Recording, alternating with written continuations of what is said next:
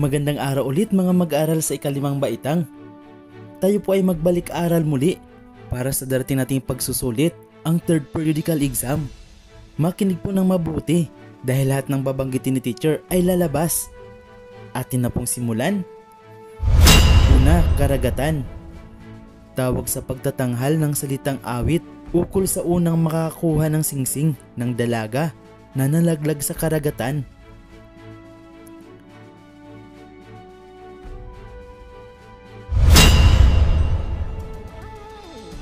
Sinakulo.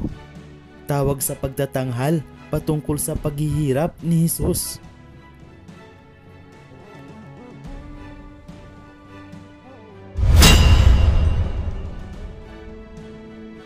Moro-moro.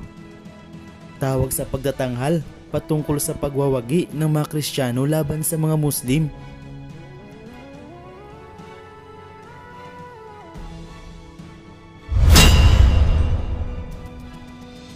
Doktrina Kristiyana, ang kauna-unahang aklat na nalimbag sa Pilipinas noong 1593.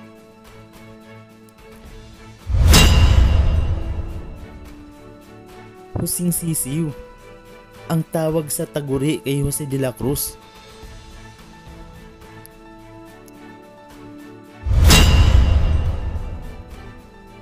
Balagtas, tawag sa taguri naman kay Francisco Baltazar.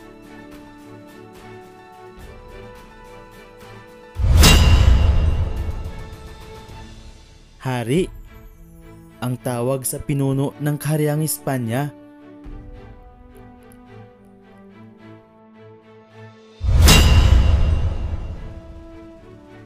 Gobernador General, tawag sa pinuno ng kolonyang Pilipinas sa panahon ng pananakop ng Espanyol.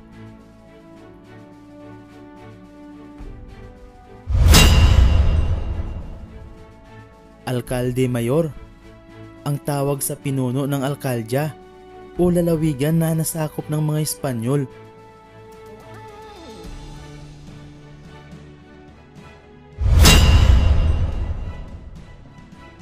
Korehidor, tawag sa pinuno ng korehimiento o lugar na hindi pa naganap na nasakop ng mga Espanyol.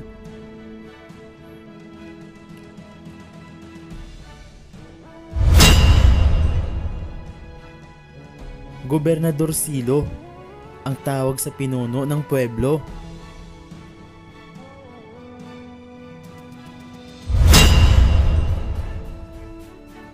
Kabiza, tawag sa pinuno ng barangay.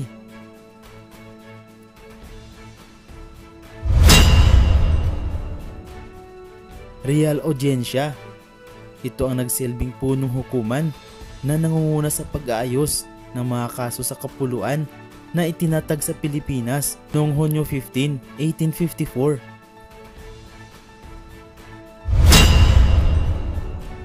Residensya, ang tawag sa tagapagsiyasat at umuusig sa mga umaabusong gobernador general na ipinadala ng Espanya sa Pilipinas.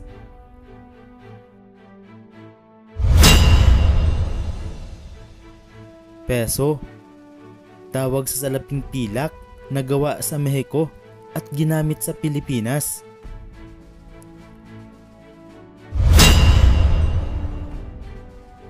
Bargila, ang tawag sa kauna-unahang salaping metal na gawa sa tanso.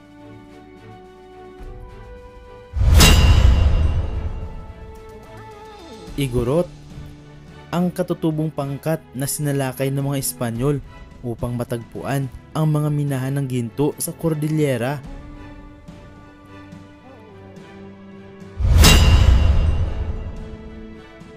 Zambal, ang tawag sa pangkat na matatagpuan sa kabundukan ng Zambales.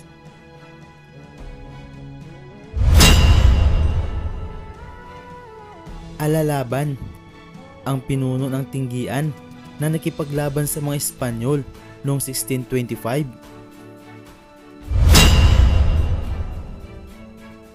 Magsanop, ang pinuno ng mga tinggian na nakipaglaban sa mga Espanyol noong 1631. Poblasyon, tawag sa sentro ng pamayanang katutubo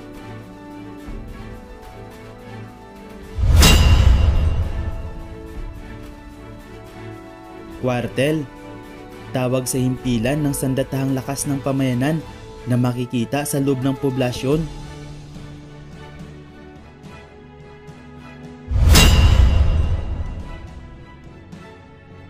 Peninsulares, tawag sa mga Espanyol na ipinanganak sa Espanya at naninirahan sa Pilipinas.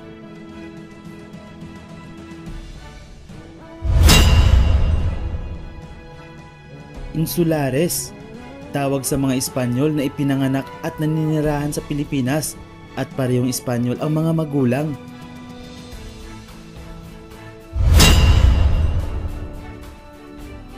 Prinsipalya, tawag sa mga katutubong may kaya. Binubuo ito ng mga gobernadorcillo, kabisa di barangay, mga ngalakal at inkilino o katutubong namamahala sa mga inkomyenda.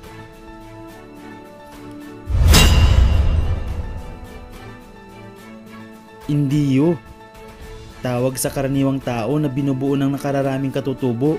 Sila ang nagbabayad ng buwis at kasama sa sapilitang paggawa.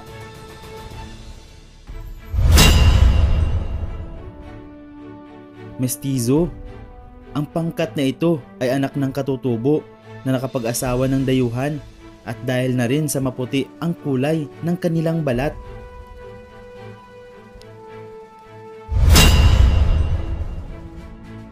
Ilustrado, tawag sa antas ng tao sa lipunan na nasa pagitan ng mga Espanyol at mga Indiyo.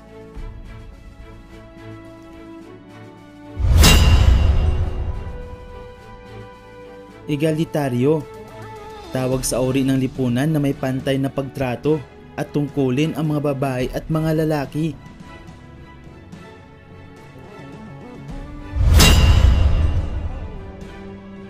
Patriarka, uri ng lipunan na ipinatupad ng mga Espanyol sa Pilipinas nang ibig sabihin ay dominante ang mga lalaki sa lipunan.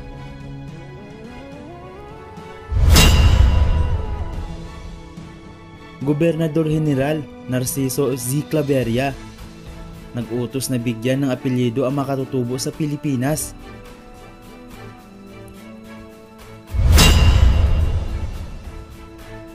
Enagua, tawag sa paldang panloob na kasuotan ng mga kababaihan noong panahon ng mga Espanyol.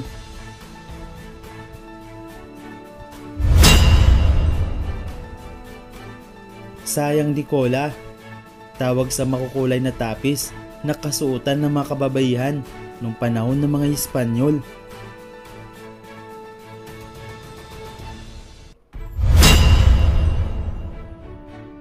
Tamburin, tawag sa kwentas na isinusuot ng mga kababaihan noong unang panahon o sa panahon ng mga Espanyol.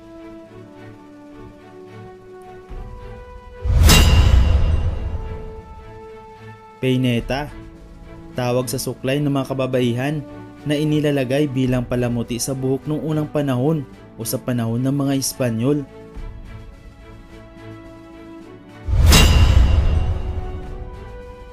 Salakot, tawag sa kasuotan ng mga lalaki sa kanilang ulo.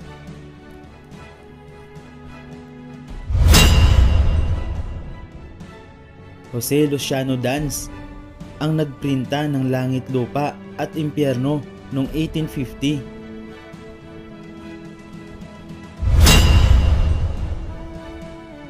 Juan Luna, ang nagpinta ng Spoliarium noong 1884.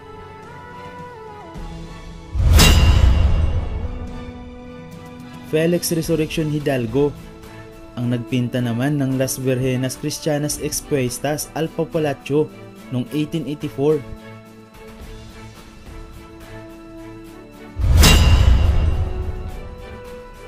Barok, tawag sa estilo sa arkitektura ng marami sa mga simbahan na ipinatayo sa Pilipinas.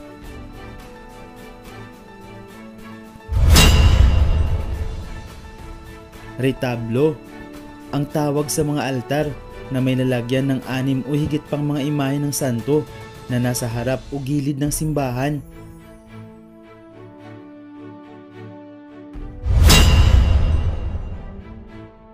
Hota naman, ang tawag sa maliksing sayaw ng mga lalaki at babaeng nakataas ang isang kamay habang magkasabay na sumasayaw.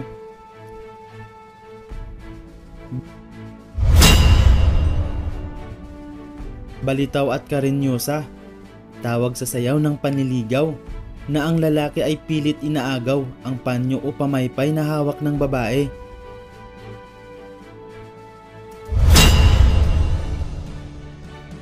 Pandango, tawag sa sayaw ng kababaihan na may nakapatong na basong may ilaw sa ulo.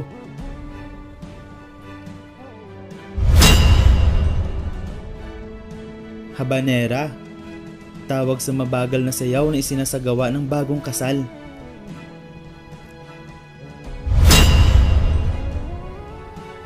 Pabasa, tawag sa pag-awit ng pasyon o kwento ng buhay at pagpapakasakit ni Jesus.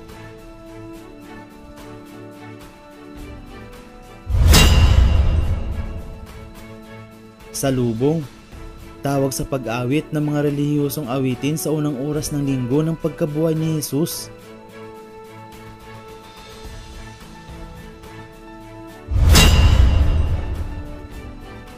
Pangangaluluwa, tawag sa pag-awit ng lalaki at babae sa harap ng mga tahanan tuwing panahon ng Todos dos Santos o Araw ng mga Santo at paghingi ng limos pagkatapos ng awitin.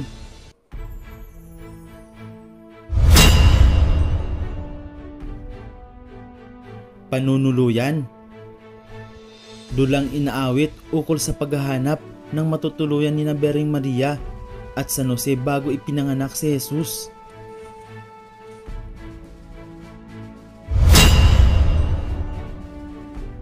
Duplo, tawag sa debating patula ang pagbigkas tuwing may lamay.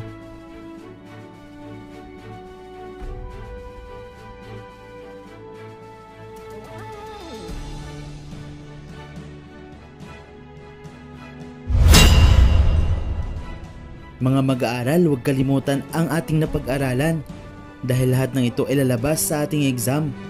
Maraming salamat sa pakikinig at panunood. Hanggang sa muli.